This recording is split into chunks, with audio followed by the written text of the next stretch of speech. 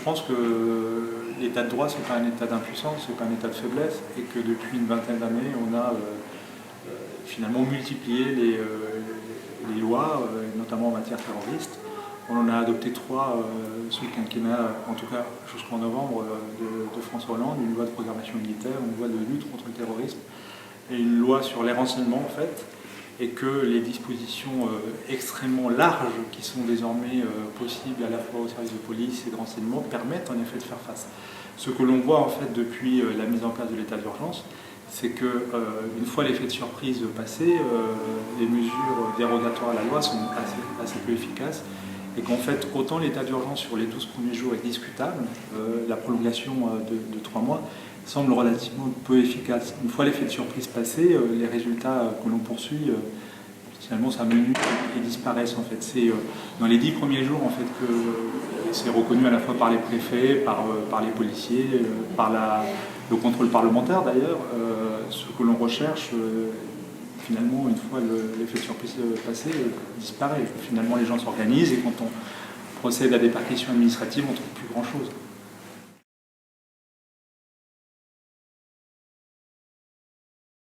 Mais donc aucune. Et donc l'ensemble des 18 mesures proposées par le gouvernement belge sont des mesures uniquement sécuritaires, d'ailleurs qu'on analyse au sein de la commission terrorisme, qui est une commission temporaire de 6 à 12 mois, qui va analyser uniquement ces mesures annoncées par le gouvernement, mais qui sont uniquement sécuritaires. Donc on ne parle pas du tout de prévention, à notre grand regret.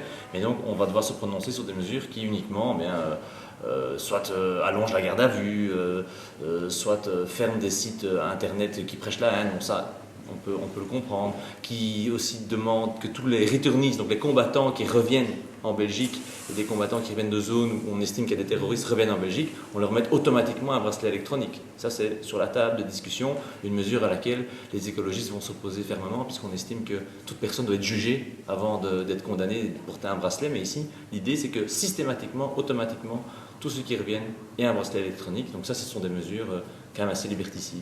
Je n'arrive toujours pas à comprendre comment est-ce qu'il peut y avoir autant de députés socialistes qui sont prêts à voter, écologistes, qui sont prêts à voter des mesures pareilles. On poussait pour cette version light et on a temporairement limité la casse. Finalement, c'est un retour de balancier. On est allé faire la guerre contre des dictatures où l'exécutif était fort, il n'y avait pas de parlement, c'était l'arbitraire. Et puis, la plupart des magistrats ou des juges d'instruction nous expliquaient qu'ils avaient une équipe tellement réduite.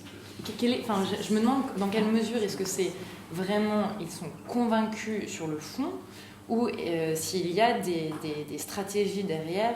Depuis 20 ans en France, on a un travail intellectuel, universitaire, systématiquement mené pour mettre à bas ce qui a été l'héritage 68. La surveillance de masse qu'ils ont mis en place après le 11 septembre, et on n'a plus d'excuses parce qu'on peut tirer les enseignements des Américains, mais que les mesures de surveillance de masse où ils ont surveillé tous les Américains et surtout le monde entier n'ont pas empêché des attentats. Les questions qui se posent sont les mêmes, France, Belgique, c'est que les réponses que nos gouvernements apportent en luttant contre le terrorisme, les réponses face à ce phénomène-là, elles vont toutes dans le même sens, purement sécuritaires, très peu au niveau de la prévention.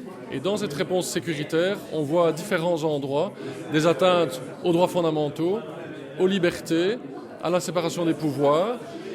Et ce sont des dérives inquiétantes. On voit que c'est aujourd'hui pour du terrorisme, mais on voit déjà aussi que la porte s'ouvre avec la volonté de certains d'étendre ça à d'autres crimes, d'autres types de crimes, où on va chaque fois aller plus loin. On peut prendre l'exemple de la déchéance de nationalité.